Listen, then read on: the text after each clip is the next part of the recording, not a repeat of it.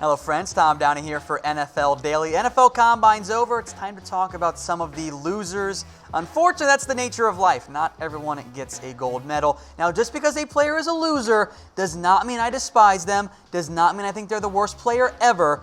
Just the reality that they did not have a good NFL Combine does not mean they're going to fail in the NFL, but they did not help themselves when it comes to the NFL Draft. So the first loser, Elijah Holyfield. As it turned out, the Georgia players in general didn't run very well. Now, some out there had Holyfield as the #1 running back, but he struggled.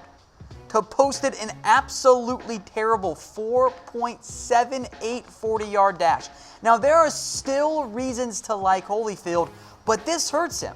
This is not what you want your spider chart, i.e. the numbers compared to all the NFL Combine players over the past or since 2000, not what you want them to look like. Poor vertical, which whatever, you're not going to ask your RB to jump that much, but a poor 40-yard dash. Didn't do the 3-cone, which might not have been very good either there. And Holyfield also didn't look all that great in the receiving drills either, which makes sense because Georgia literally never got him involved in the passing game, although that was kind of true for a lot of their receivers. So Holyfield, if you had him at RB1, I think this might have to change your rankings a little bit. So who is the best back in this year's NFL Draft? I still think it's Joshua Jacobs. He did not run. I'm not overly surprised by that, and besides, he wasn't going to be a 4.4 flat guy anyway. He's going to be kind of more of the low 4.5 guys. Next up on our NFL Combine losers, Lil'Jordan Humphrey, who had the worst 40-yard dash among all receivers this year, a 4.75. Look, he's got good size, was mostly a big slot receiver for Texas, and used to be a running back, and still offers some return value. And he's big and he's long, and that's kind of where it stops in the end. Not great bench push, that's fine. He's got long arms, it's tough to do. Mediocre 3-cone, second percentile for 40-yard dash among receivers. That's not what you want. Now, I think he'll still get drafted, but I know a lot of Cowboys fans wanted him in round 2 or round 3. I've tried to talk you guys off this before. This was kind of why. He's not a fantastic athlete. So Lil'Jordan Humphrey has his value drop after the Combine. It's typically not a good sign if you're the slowest 40-yard dash player among receivers, even if you are almost 6'4", 210 pounds. Today's show is brought to you by BetDSI, the internet's #1 sportsbook. Head over to chatsports.com/bet. Use promo code LIVE120 for a 120% deposit bonus. It is the best betting deal out there, and if you're already on BetDSI, I hope you guys follow me because I gave you free money with my Combine prop bets. And don't worry, if you didn't get in on the Combine stuff, BetDSI is going to have all kinds of bets going forward, draft bets as well. And of course, there's this thing called March Madness coming up, the best time of the year to bet on sports. Chatsports.com/bet, promo code LIVE120 gets you that bonus money. Next up is Isaac Nauta, who I am so disappointed by. When we went through our players to watch, I put Nauta on here as a tight end to watch. Not Noah Fant, because I knew Fant was a freak, but I thought Nauta was an above-average athlete, and if he did that, he was going to be my tight end 4. He was my tight end 5. The problem was, he didn't do any of that. This is awful. This is one of the worst-looking spider charts I've seen in quite some time. Yeah, the bench press was 40, the 20-yard shuttle was 34. He's in the 25th or worst percentile in everything. Now, the good news for Nauta is that he's still a good blocker, still has soft hands. Someone will take him to be a good #2 tight end. But I was hoping he was going to either surprise me or come in about average, like I thought he was, and solidify himself as a top 5 tight end for me and a likely day 2 pick. Did not end up happening there. He, Caden Smith, and Zach Gentry also struggled as well. Zach Gentry's big, and that's kind of where the positives stop for him. So some tight ends really hurt themselves, unfortunately, this NFL Combine. Next up, Isaiah Buggs. Problem for Buggs is that, well, he's not as big as he was listed. He's added 11 pounds since the Senior Bowl, and he also had a pretty rough-looking spider chart. The height and weight's fine for a defensive lineman. The 40-yard dash isn't the worst, but short arms, whatever, jumping doesn't matter for defensive linemen. They don't jump all that often. Bench press doesn't make sense with short arms, so you had a guy that was listed at Alabama at like 6'5", 286. Turns out he's barely 6'3", which, by the way, he grew a half inch since the Senior Bowl, makes no sense, and is over 300 pounds. The production is there, but I did not think he was this bad of an athletic tester. Pretty disappointed there by Bucks.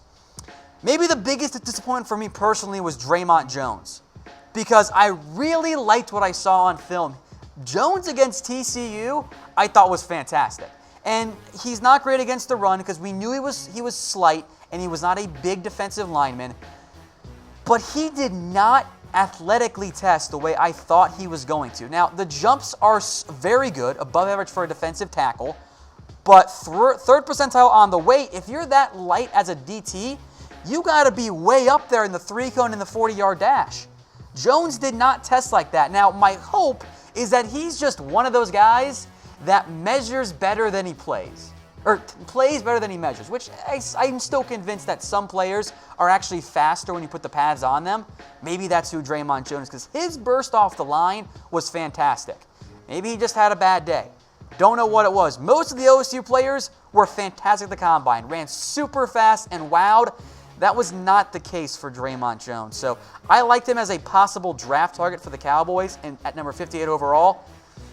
Maybe not so much anymore. I still am high on him, but this was not what we expected. And then, perhaps, unfortunately, maybe the biggest loser from the Combine. And the Combine is a sometimes unfair and weird process because you know how NFL teams are. They ask you weird questions. They try to put you in uncomfortable and at times unfair situations.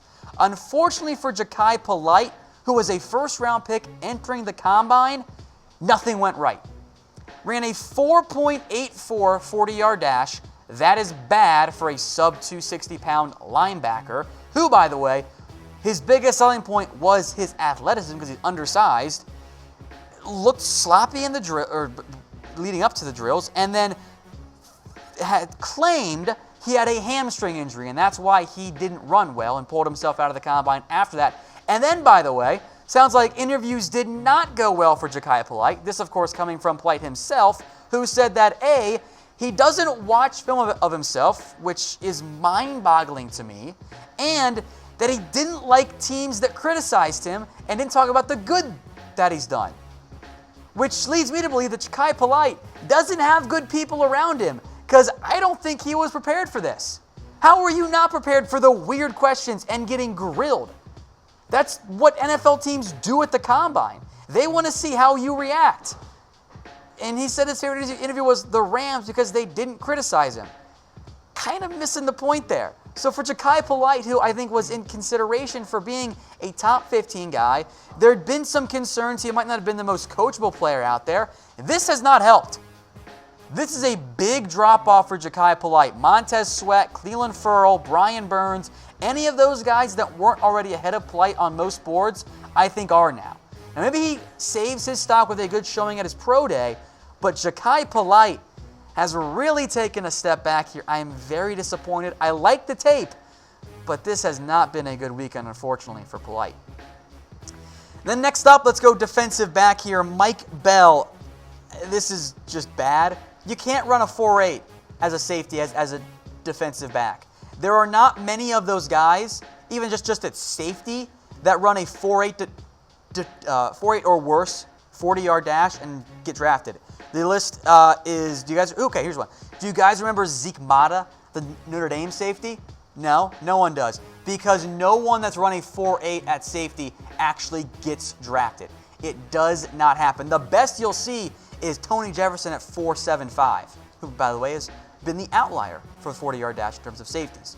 So unfortunately for Mike Bell, if you run a 4.8 at safety, you typically don't end up getting drafted. That was a surprise to, I think, everybody, because I thought he was faster than 4.8 on film. Heck, he played plenty of free safety for Fresno State. So unfortunately for Mike Bell with the bad 40-yard dash, he might not get drafted this year.